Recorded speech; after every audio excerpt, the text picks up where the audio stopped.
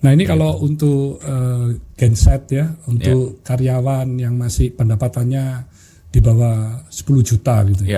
Itu apa yang David bisa kasih saran investmentnya atau apa yang bisa membuat mereka mendapatkan 1M pertamanya? Ya, kalau di bawah 10 juta per bulan gajinya ya, menurut saya harus semuanya diinvestasikan ke diri sendiri sih Pak.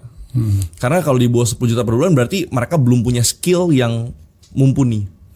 Karena kalau sudah punya skill yang mumpuni, dia bisa berkontribusi lebih di perusahaan atau dia bisa diajak menjadi partner di perusahaan, pasti income-nya bisa meningkat.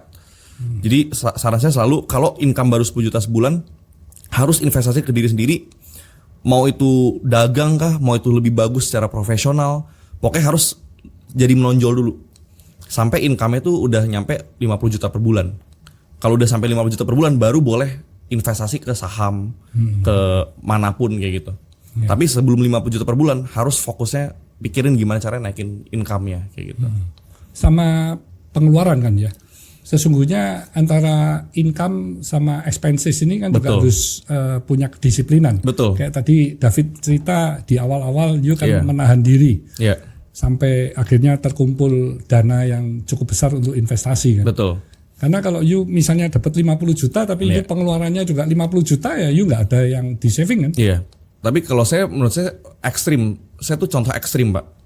Saya tuh sampai berapa puluh miliar pertama saya cuma spend 2% dari penghasilan bulanan saya. Lalu saya tuh baru mulai spending ketika passive income dari investment saya udah menutupi biaya hidup. Jadi saya memang di awal tuh memang nggak menikmati sama sekali gitu.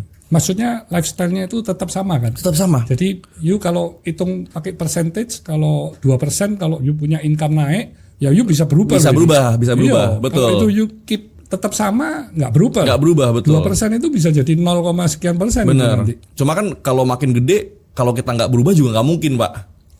Pasti kan kita ntar ada pertemanan, pertemanan juga level up. Itu mungkin kalau sudah sampai saat ini dong. Betul. Ini saya ngomong waktu di 1M ini. Waktu di 1M. Di 1M kan saya benar-benar nggak berubah. Benar-benar nggak berubah dong. Nggak berubah.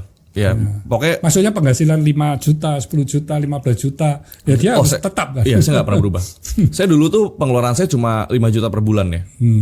Jadi dari 10 juta, 5 juta per bulan saya punya 5 juta buat saya tabung. Sampai 100 juta per bulan pengeluaran saya cuma 5 juta juga. Jadi saya punya 95 juta untuk saya tabung. Awal-awal dulu berarti di apa? Di reksadana atau enggak, di deposito? Langsung saham. Oh, sudah langsung saham. Dari awal langsung saham. Karena saya anak muda kan Pak. Anak muda memang harus berani sih. Kalau nggak berani nggak mungkin bisa growing.